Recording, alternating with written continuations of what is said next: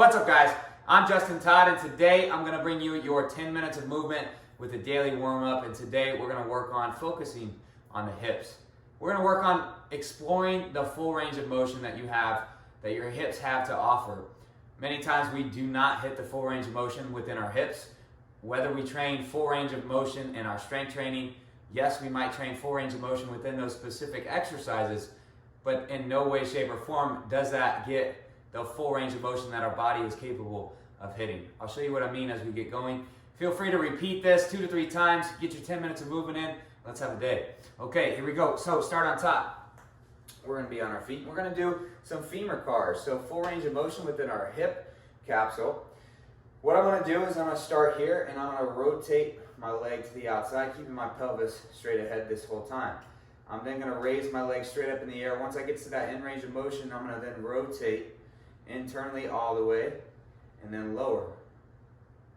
I'm going to rotate back out and we're going to go through this full range of motion, as big of a circle as you can make.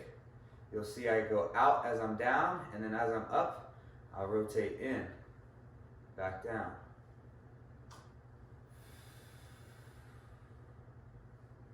It becomes a circular motion once you get going, once you start to become fluid, but you can stay slow. You can make it more robotic at the start, but as you get to learn this movement, as your hips become more stronger and more capable, you'll be able to start to flow. Reverse it. So now it's almost a reverse circle. In at the bottom, flex it up, out at the top, back down. My pelvis remains square towards the front of the room the whole time. 3, 2, and 1. Nice. Switch legs. Shake it out. All right, here we go. Nice and tall. We'll start out. Flex up. Rotate in.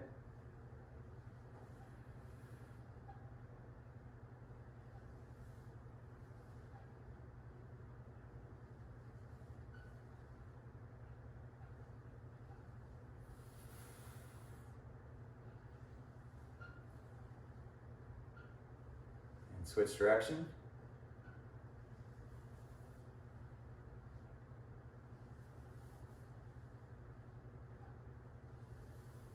Three,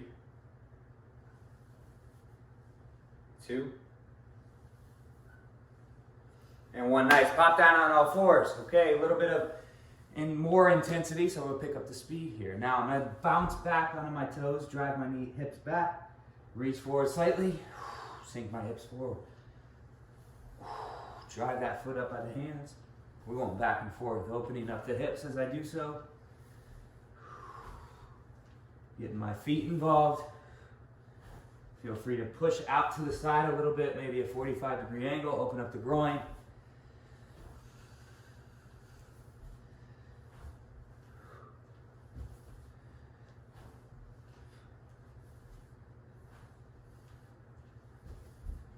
Nice work. 3, 2, and 1. Nice work. Back on your feet. Last one. We'll finish up here in extension. The ability to drive your leg behind you without needing to arch your back or lean over. Okay, same kind of concept as the beginning, but now you're just going to drive into hip extension, hold that, continue to keep that glute flexed and turned on through this whole movement. I'm going to externally rotate, boom, the femur outside, and then I'm coming back in, trying to rotate in. Out, back in, trying to keep that heel pushed out as far as I can, and reaching the whole time, staying as tall as possible. And I forgot to mention, but feel free to grab onto something if you need to. I know there's a lot of balance challenge in this. If you need to hold on to something, do so. Keep reaching that leg out.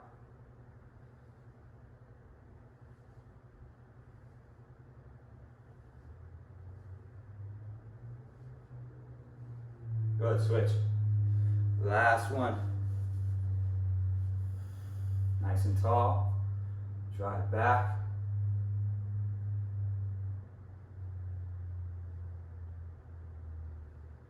Now, most all of you are going to have an asymmetry at some point through this whole movement. You're going to feel one hip that's tighter than another. That's okay. It's completely normal. I want you to spend a little bit more time on the side that's tight or more difficult to move. One way to do it is start on the weak side, go to the strong side, then finish on the weak side. So you get a little bit double on the side that needs more work. Continue to keep that leg straight. 3, 2, and 1. Nice. There's your 10 minutes of movement for the day.